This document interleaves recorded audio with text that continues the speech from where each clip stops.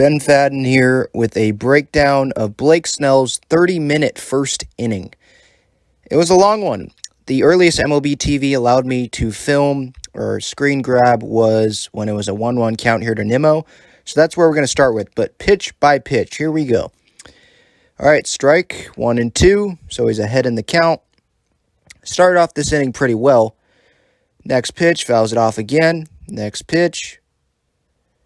Fastball, fouls it off again. He got the first 2 outs pretty quick.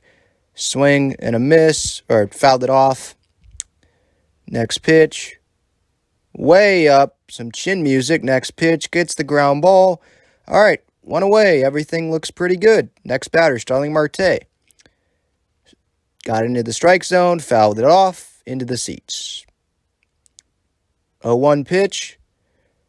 Down the middle, base hit. I might have just said that he got the first 2 outs. He didn't. Sorry.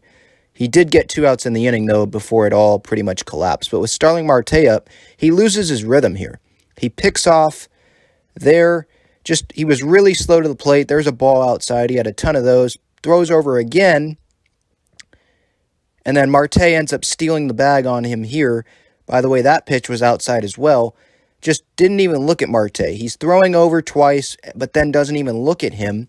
Makes it an easy stolen base. A ball outside. There's a strike, but he continues throwing it outside, and he still has his attention on Marte, which you're going to see here. Comes around, tries to fake him out, and he's still worried about him. Ball in the dirt. Had a lot of those. See, still a long pause. Had to call timeout because the batters are waiting for him to throw the pitch. He gets the strikeout here, but again, that pitch was nowhere near the strike zone. Gets a strike here to Alonso, pretty much the same pitch back-to-back. Alonso adjusted, didn't swing at it. Again, these back-to-back pitches here, not in the strike zone, nowhere near it. Another one, fastball up, that's 2 in a row that aren't in the strike zone. Fastball in, not in the strike zone. So this first inning, he just was not on it with the fastball. Here's another one at bat here. I think this is Canna. Has a couple pitches inside the strike zone. But then, ball way down. Nowhere close to the strike zone. Nowhere close to the strike zone. Fastball up. Next pitch. Ball not in the strike zone. Next pitch. Ball 4. Not in the strike zone. Just could not find the strike zone consistently really with the fastball. Here's J.D. Davis. Has some pitches in the strike zone here. Pitches in the strike zone again.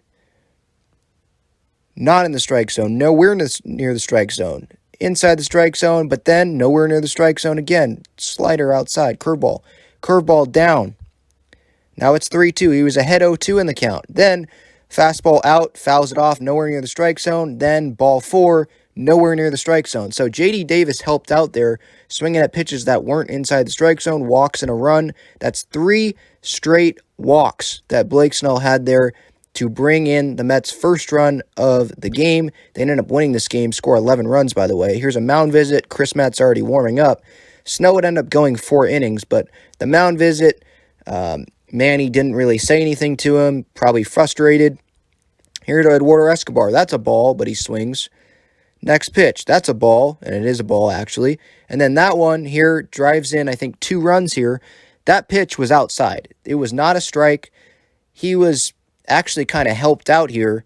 I know it was a hit, but Escobar swung at that pitch. It's inside the left-hand batter's box. Crony almost makes the diving play.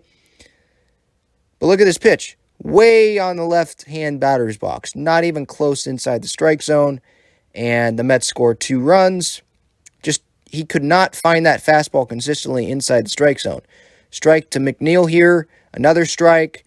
He kept going in this at-bat with the fastball down the middle, essentially.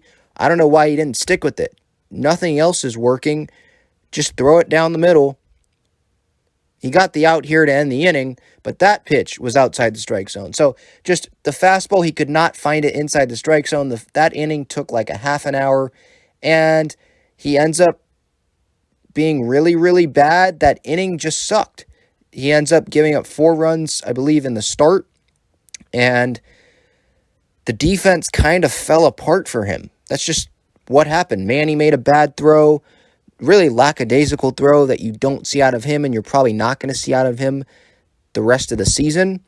That's just the way it went, because it's kind of hard to pay attention and be totally locked in when your pitcher can't find the strike zone. You just feel like you're standing out there for a while, and that's exactly what happened here with Blake Snell's start, in the first inning at least.